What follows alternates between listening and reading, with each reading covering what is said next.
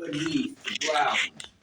But most of the women would die by their own hand. Because unfortunately, conditions were rather harsh. For the poor women in a town like Goldfield, and in the town of Goldfield, these poor women were outnumbered 80 to 1. And a lot was expected of them.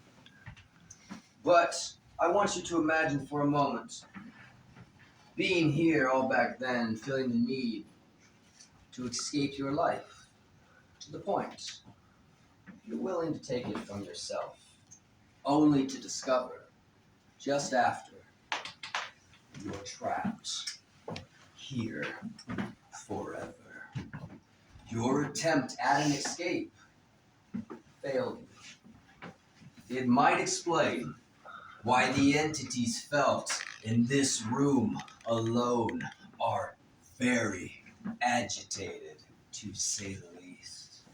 Just like anywhere else in Goldfield, within these walls there are countless ghost stories to be told.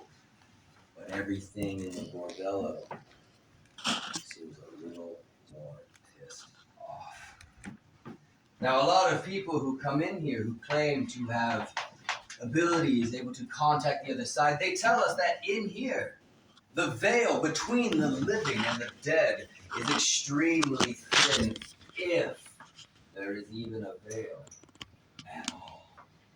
It might make sense to assume that there wasn't, because in here, you do not seem to need gifts or abilities or anything like that to reach into the other side or have the other side reach you. Just where I'm standing, I've seen this cabinet door violently shake while the rest of the building is completely still. I've seen those doors fly open so violently they ricochet on the furniture around them, sending one grown man screaming out that door. He did not return. Sometimes we hear movement across the bar as if people are being served. We smell whiskey, cigar smoke, perfume. We hear footsteps move across the floor. The mannequins that are hiding in the dark back there do not always hide in the dark back there. We've come in to find them in rooms that no one could have possibly put them in.